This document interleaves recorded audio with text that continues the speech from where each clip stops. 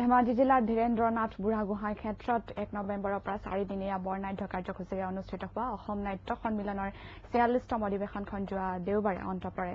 অসমৰ বিভিন্ন প্ৰান্তৰ কেইবাগৰাকী বৰেণ্য ব্যক্তিয়ে অংশগ্ৰহণ কৰা অধিৱেশনখনৰ অন্তিম দিনটোত সন্মিলনৰ নৱনিৰ্বাচিত সভাপতি অখিল চক্ৰৱৰ্তীৰ সভাপতিত্বত অনুষ্ঠিত মুকলি সভাত নতুন কমলাবাৰী সত্ৰৰ সত্ৰাধিকাৰ নাৰায়ণ চন্দ্ৰ দেৱগোস্বামীয়ে মুখ্য অতিথি হিচাপে অংশগ্ৰহণ কৰে।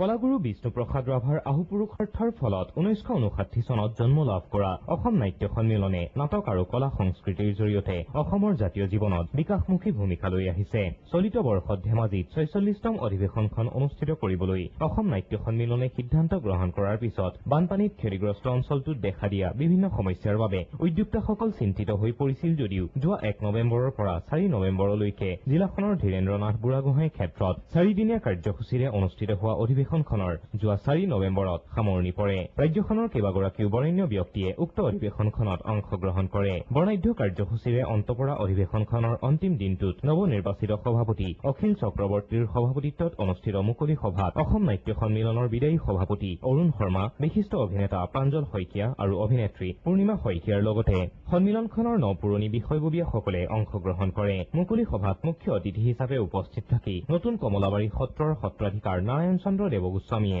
64 কলাৰ অন্তৰ্গত প্ৰথম 4 কলা গীত, বাদ্য, নৃত্য আৰু নাটকৰ ওপৰত ব্যাখ্যা আগবঢ়ায়। আনহাতে অধিৱেশনত অনুষ্ঠিত নাট প্ৰতিযোগিতাত বিচাৰকৰ ভূমিকা পালন কৰা বিশিষ্ট অভিনেতা প্ৰাঞ্জল শইকীয়াই তেওঁৰ অনুভৱ ব্যক্ত কৰি কয় যে ধেমাজিত নাট্য চৰ্চাৰ এটা সুকীয়া তথা বিশেষ মহল আছে। উল্লেখ্য যে অসম নাট্য সন্মিলনৰ ধেমাজি অধিৱেশন চলিত বৰ্ষৰ ফেব্ৰুৱাৰীতে অনুষ্ঠিত কৰাৰ কথা আছিল যদিও বিভিন্ন সমস্যা তথা প্ৰাকৃতিক দুৰ্যোগৰ পৰিপ্ৰেক্ষিতত আদৰণি সমিতিয়ে 3বাৰকৈ অধিৱেশন পিছুৱাবলগীয়া হৈছিল। শেহতীয়াকৈ হলেও অধিৱেশনখন সফলতাৰে অনুষ্ঠিত কৰিবলৈ আদৰণি সমিতি সমৰ্থ হল বুলি সন্তুষ্টি প্ৰকাশ কৰা ৰাজ্যৰ বিভিন্ন প্ৰান্তৰ লোকসকলে এনটিভিক জানিবলৈ দিয়ে যে ধেমাজি অধিৱেশনৰ স্মৃতি তেওঁলোকৰ মনত সজীৱ হৈ ৰব আৰু প্ৰাকৃতিক বিপৰ্যয়ে জুৰুলা কৰা অঞ্চল এটা জাতীয় জীৱনবোধৰ সৈতে সমৃদ্ধ হৈ থকাৰ বাৰ্তা এই অধিৱেশনে বহন কৰিব।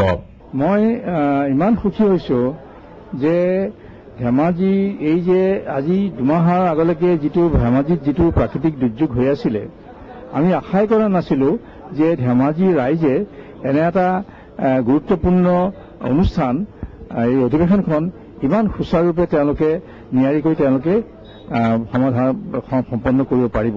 আজি শেষৰ দিন এটাইকেইদিনে যথেষ্ট সংখ্যক আমাৰ প্ৰতিনিধি আহিছে, বাহিৰৰ পৰা যিসকল লোক আহিছে, যিমানখিনি ইয়াত যিখিনি সা সুবিধা আছে সেইখিনি সা সুবিধাৰ মাজতে তেওঁলোকক সকলোকে সন্তোষ কৰি পেলাই এই অধিৱেশনখন আগবঢ়াই নিব পাৰিছে। অধিৱেশনৰ কাৰ্যসূচীৰ সৈতে সংগতি ৰাখি অনুষ্ঠিত কৰা গ্ৰন্থমেলা আৰু প্ৰদৰ্শনী, মূকাভিনয় প্ৰতিযোগিতা, নাট্য সন্ধিয়া, একক অভিনয় প্ৰতিযোগিতাই ধেমাজি অধিৱেশনক আকৰ্ষণীয় কৰি তোলে। গ্ৰন্থমেলা আৰু প্ৰদৰ্শনীৰ দুৱাৰ উন্মোচন কৰে বিশিষ্ট কলা নিৰ্দেশক নুৰুদ্দিন আহমেদে। নাট্য সন্মিলনৰ সাধাৰণ পৰিষদৰ বৈঠকত 150 বছৰীয়া নাট্য জগতৰ ইতিহাসৰ 150টা নিৰ্বাচিত প্ৰবন্ধৰ সংকলন প্ৰকাশ কৰাৰ লগতে ৰাজ্যখনৰ ভাষা, সংস্কৃতি আৰু নাট্যকলাৰ গতিবিধিৰ উন্নয়নৰ ওপৰত গুৰুত্ব আৰোপ কৰি কেইবাটাও গুৰুত্বপূৰ্ণ প্ৰস্তাৱ গ্ৰহণ কৰা হয়।